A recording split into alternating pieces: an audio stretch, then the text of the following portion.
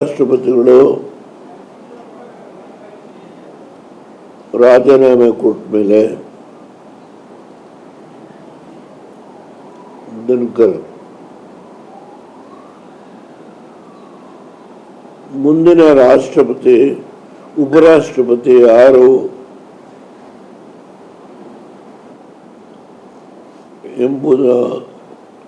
ಎಂಬುವ ವಿಷಯದ ಬಗ್ಗೆ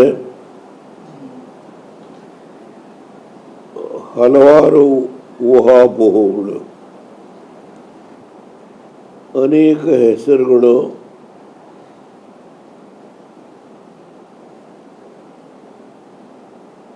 ಮುಂದಿನ ಉಪರಾಷ್ಟ್ರಪತಿ ಸ್ಥಾನವನ್ನು ತುಂಬುವುದರ ಬಗ್ಗೆ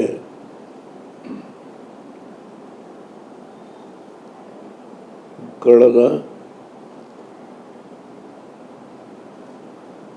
ಸುಮಾರು ಎರಡೂವರೆ ತಿಂಗಳಿಂದ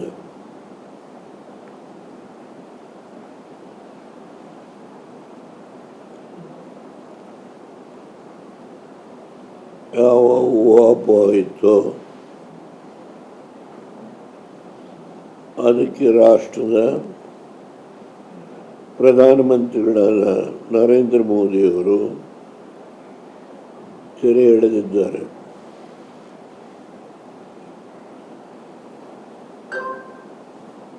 ನನ್ನ 10 ವರ್ಷದ ಅನುಭವದಲ್ಲಿ ನರೇಂದ್ರ ಮೋದಿಯವರ ಮನಸ್ಸನ್ನು ಯಾರೂ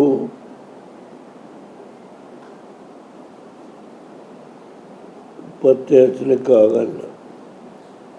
ಕೊನೆಗಳಿಗೆ ಅವರಿಗೆ ಅವರ ಮನಸ್ಸಲ್ಲಿರ್ತಕ್ಕಂಥ ಗುಟ್ಟನ್ನು ಬಿಟ್ಟುಕೊಡಲ್ಲ.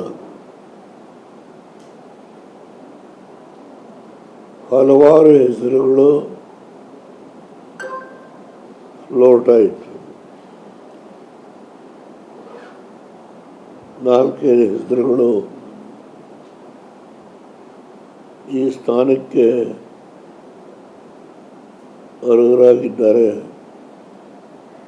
ಯಾರಾದರೂ ಅವರಲ್ಲಿ ಸೆಲೆಕ್ಟ್ ಆಗ್ಬೋದು ಅಂತ.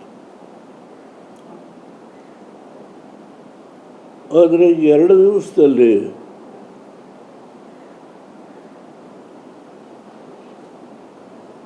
ಇವತ್ತೇನು ನಮ್ಮ ಕಣ್ಣು ಮುಂದೆ ಗುರುತು ಮಾಡಿದ್ದಾರೆ, ರಾಧಾಕೃಷ್ಣ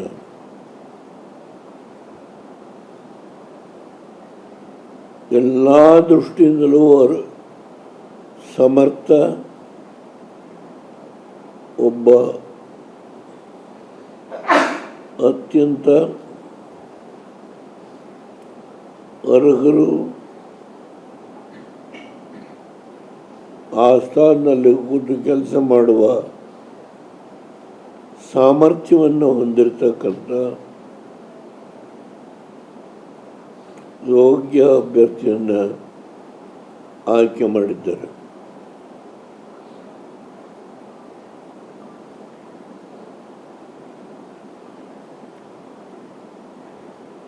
ಅವರು ಲೆಫ್ಟಿನೆಂಟ್ ಗವರ್ನರ್ ಆಗಿ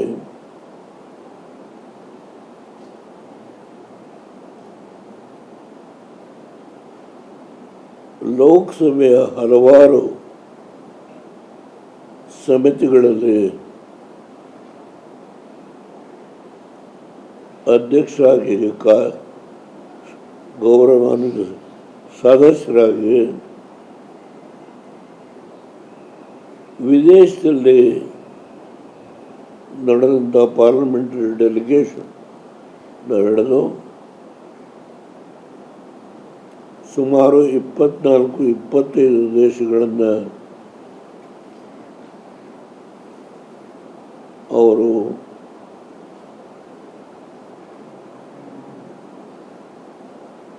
ಪ್ರವಾಸ ಮಾಡಿದ್ದಾರೆ. ಅಷ್ಟೇ ಅಲ್ಲ, ಆಯಾಯ ರಾಜ್ಯದಲ್ಲಿರ್ತಕ್ಕಂಥ ನೀರಾವರಿ ಇರ್ಬೋದು, ವ್ಯವಸಾಯ ಇರ್ಬೋದು, ಅಲ್ಲಿಯ ಅವರ ಆರ್ಥಿಕ ಪ್ರಗತಿಗೆ ಅನುಗುಣವಾಗಿ ಯಾವ ರೀತಿ ಅವರು ಅವಲಂಬನೆ ಮಾಡಿ ಬದುಕ್ತಾ ಇದ್ದಾರೆ, ಆ ಎಲ್ಲ ವಿಷಯವನ್ನು ಸಂಗ್ರಹಣ ಮಾಡ್ಕೊಂಡು ಬಂದಿದ್ದಾರೆ.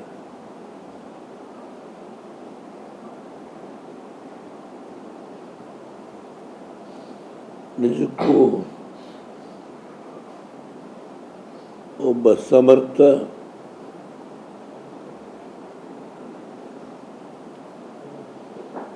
ಅನುಭವ ಹೊಂದಿರತಕ್ಕಂಥ,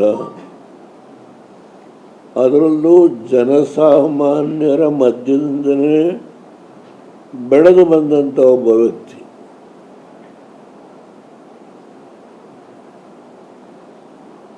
ನಾನು RSSನವರ ಬಗ್ಗೆ ಚರ್ಚೆ ಮಾಡಲ್ಲ. ಒಬ್ಬ ಹಳ್ಳಿಯ ರೈತನ ಮಗನಾಗಿ ಜನರ ಸಾಮಾನ್ಯರ ಮಧ್ಯದಲ್ಲೇ ಬೆಳೆದು ಬಂದಂಥ ವ್ಯಕ್ತಿ. ನಾನು ಅವರ ಸಾಧನೆಗಳು, ಅಚೀವ್ಮೆಂಟು ಇರತಕ್ಕಂಥ ಅವ್ರ ಪ್ರೊಫೈಲ್ನೆಲ್ಲ ನೋಡಿದೆ. ನನಗೆ ತುಂಬ ಸಂತೋಷ.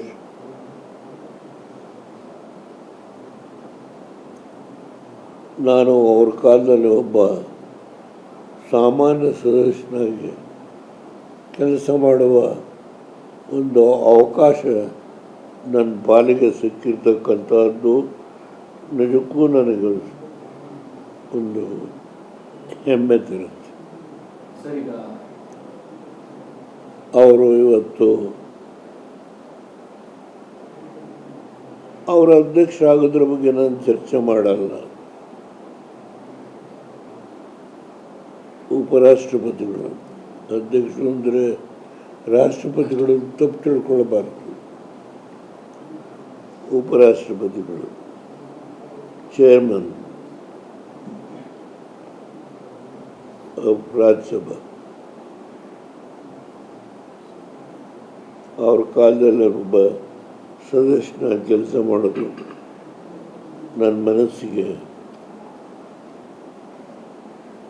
ಒಂದು ರೀತಿ ತೃಪ್ತಿ ತಂದಿದೆ. ಅವರು ಇವತ್ತು ನಮ್ಮ ಮನೆಗೆ ನಾನು ಕಳೆದ 10 ದಿನ ಬರಲಿಲ್ಲ. ನನ್ನ ಕಾಲಿಗೆ ನನ್ನ 2ನೇ ಹಳೆ 2 ಇಂಜೆಕ್ಷನ್ ಕೊಟ್ಟರು, 2 ಮಂಡಿಗೆ.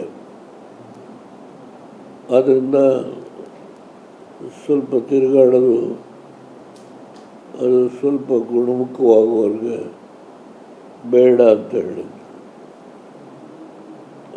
ಕಳೆದ 10 ದಿನ ಬರಲಿಲ್ಲ. ನಾನು ಮೊನ್ನೆ ಬಂದೆ, ಭಾನುವಾರ.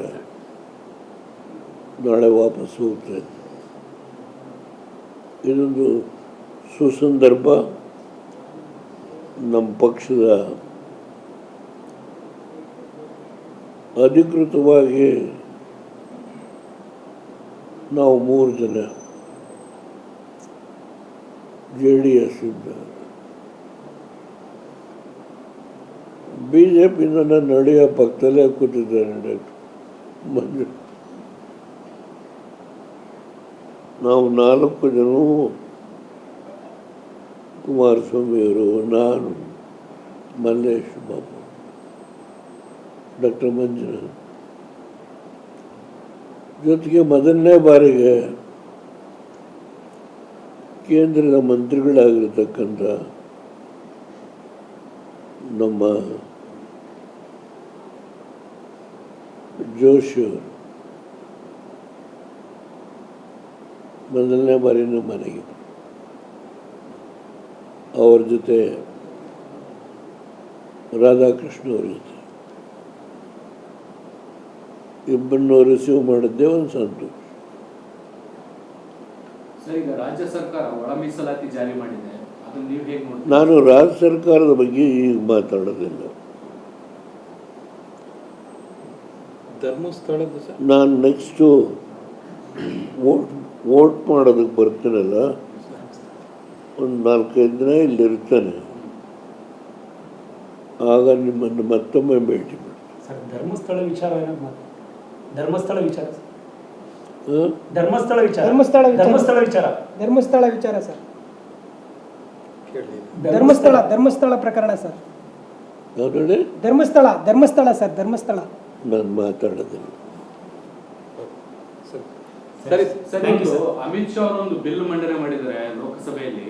ಅದಕ್ಕೆ ಬಹಳಷ್ಟು ವಿರೋಧಗಳು ವ್ಯಕ್ತ ಆಗ್ತಿದ್ದಾವೆ ವಿರೋಧ ವಿಪಕ್ಷಗಳಿಂದ. ಬಿಲ್ ನಾನು ಆ ಬಿಲ್ಲನ್ನು ನೋಡಿಲ್ಲ.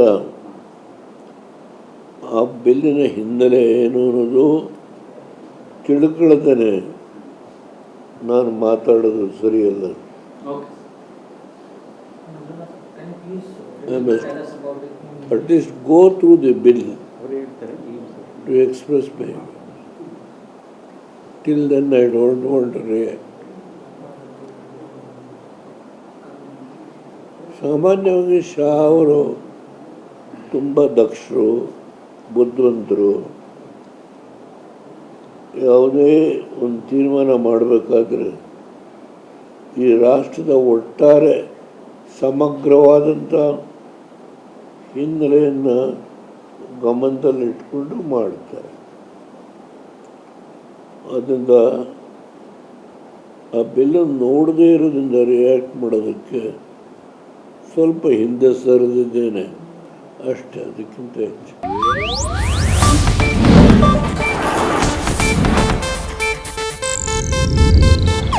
ಇದು ಏಷ್ಯಾನೆಟ್ ನ್ಯೂಸ್ ನೆಟ್ವರ್ಕ್ ಪ್ರಸ್ತುತಿ.